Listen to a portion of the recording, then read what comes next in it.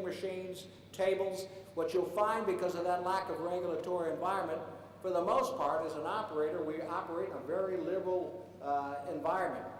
At Naga or these locations, you can operate as many tables and gaming machines as the market will bear.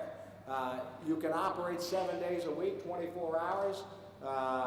We obviously have a geographical jurisdiction where we have a monopoly with certain exceptions, which includes the Boca Mountain.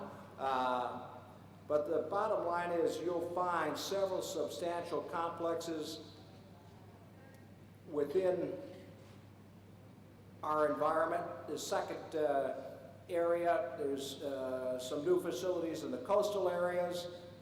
Again, complexes in Bavette. These are all taken from websites or publicly available information from these operators. So you will find a size and scale. What I would say about most of these border casinos is very much localized traffic. They don't have the roads yet. They don't have the airport facilities. They do concentrate on trying to bring in some junket play. Frankly, they don't have a big impact on our own operations. We don't view that we're in direct competition because most of ours really come either by air or, again, from neighboring regions, and we offer a little bit broader services and amenities. Regional gaming landscape. I'm going to close and allow you to ask a few questions.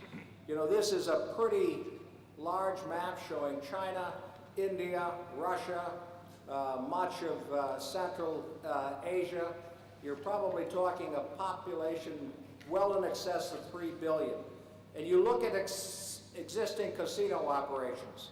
Really, it seems like maybe there's a lot when you look at the number of red dots that are existing operations, but not really when you look about the size of the geography as well as the population base. There's some pending or at least considerations going on in Japan and Taiwan.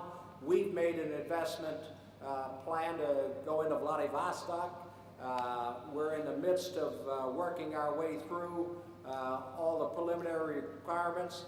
What I would say to anybody, whether they're operating in Cambodia or whether they're operating or considering going into a jurisdiction like Russia, you have to deal with what's your entry costs getting into that market.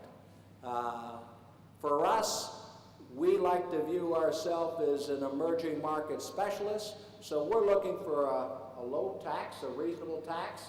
We're not looking to pay a high entry in terms of a license. We want to have an investment. That's what we did in Cambodia. That's what we did in our plan to do in Russia. You have to assess very different political environments, whether it's in Russia, Cambodia, whether it's economic conditions, and build your business plan, build your business strategy. We know very well why we made a business decision to embark upon Russia. We're looking at a catchment area of 300 million people from the Asian area, whether it's Korea, northern China, Japan. We think we have the knowledge, the skills, the experience to develop a base there. No different than we operate in Cambodia. It's ultimately fundamentals in terms of looking at the cost of your capital expenditures, looking at that tax, looking at your labor issues, whether you're going to have difficulty building a complex because you can't bring in the right mix or there's going to be a slowdown to your... All those are very much a part of the assessment process. And I think in our case, in Cambodia, we knew, Dr. Chen knew, that Cambodia probably had bottomed out and that really the best days were ahead for Cambodia. We've experienced that, but I think the key to our success and the success of any developing gaming jurisdiction is that even though you have the strength of license, even if you have the ability, we could have set up 10 Nagas in Phnom Penh, Cambodia. but we had to have sensitivity to where the country was, the median income, where it was in terms of political growth and stability. You have to work with the local government. You have to be sensitive to where that country is in its own journey and development, and it's paid off for us.